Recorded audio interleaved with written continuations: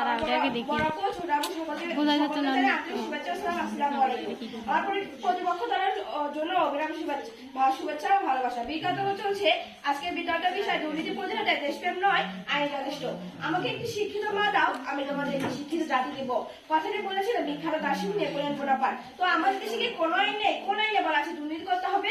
কোন আইনে বলা আছে ঘুষ হাজারি করতে হবে? কোন রাজনৈতিক ব্যক্তি বলেছেন প্রশ্নবাস করার কথা, দুর্নীতি করার কথা কোথাও লেখা নেই, মাননীয় মডেলটা আর কোথাও বলা নেই। তাহলে সমস্যাটি আমাদের আইনের নয়, শাসনের নয়, মাননীয় মডেল। সমস্যাটি হলো আমাদের নৈতিকতার, আমাদের মানসিকতা আর আমাদের মানবিক ও সামাজিক মূল্যবোধের। মাননীয় মডেল লক্ষ্য করুন, মাননীয় মডেল আলোচিত 7 খুন হত্যার মামলা যখন জড়িত থাকে র্যাবের সদস্য, তখন প্রশ্ন থাকে আদৌ আইনের শাসন দিয়ে দুর্নীতি করা সম্ভব হবে কিনা।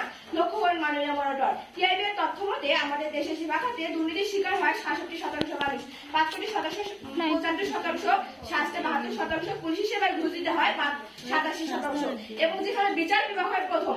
এখন প্রশ্ন হচ্ছে মাননীয় মডেল, এসব প্রতিষ্ঠানে যারা কর্মরত আছে তারা কি শিক্ষিত নয়? তারা কি প্রচলিত শিক্ষা ব্যবস্থা সর্বোচ্চ ডিগ্রিধারী ব্যক্তি নয়? তাহলে কেন এত দুর্নীতি, কেন এত মানুষ হয়রানির শিকার হচ্ছে, কেন আমরা বারবার দুর্নীতির প্রথম স্তরে অনুমান করছি?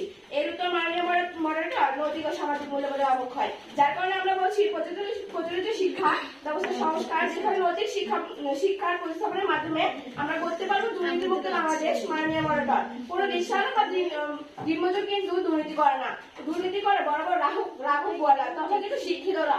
তাদের শিক্ষালাভ না থাকলেও অভাব আছে নৈতিকতার, অর্থাৎ মাননীয় মডেলটা ঈশ্বর থাকে ভদ্রপল্লীতে আর দুর্নীতি বাসা থাকে 5 তলায়। মাননীয় মডেলটা লক্ষ্য করে প্রতিপক্ষ হয়তো বলে যাবে স্বাধীনতার পর থেকে বারবার শিক্ষা ব্যবস্থা সংস্কার করা হলেও আমরা দুর্নীতি মুক্ত দেশ করতে পারিনি। আমরা তাদের উদ্দেশ্যে বলতে চাই, পূর্ব প্রজন্ম যদি আমাদের জন্য যথাযথ শিক্ষা ব্যবস্থা প্রবর্তন করে যেত এবং যুগোপযোগী এবং বিশ্বমানের শিক্ষা ব্যবস্থা করে যেত, তবে হয়তো আমাদের এই বিষয় নিয়ে বিতর্ক করতে হতো না।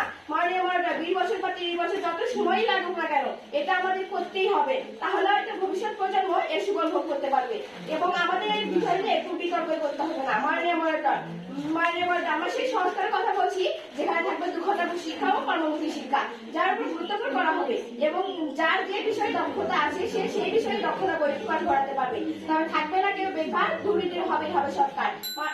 মাননীয় মডেলটা দুর্নীতির কথা বলতে যেমন সুনামগঞ্জে হাওড়ের বাঁধভাঙা মানুষ নদী কেড়ে নিয়েছিল হাওড় পাড়ের মানুষের স্বপ্ন, তাদের ফসল তেমনই প্রশ্ন ফাঁসের ভয়াল খাবার আজ আমার চোখে অজস্র বয়ে যায়। মাননীয় মডেলটা যাতে ভেসে যায় আমার কৈশোরের সোনালী স্বপ্ন, আমার ভবিষ্যৎ জীবনের সম্ভাবনা। মাননীয় মডেলটা যখন দেখে আমার বয়সী ছেলে মেয়েরা আজ প্রশ্ন পাওয়ার নেশায় ব্যাকুল, অভিভাবকরা ছুটছে প্রশ্নবার মোহে চারা তুলে গঠন করা হচ্ছে ভাষা প্রশ্নের হবে, তখন আর বুঝতে বাকি থাকে না আমাদের সামাজিক মূল্যবোধ আর আইসিওতে তাকে বাঁচানোর জন্য।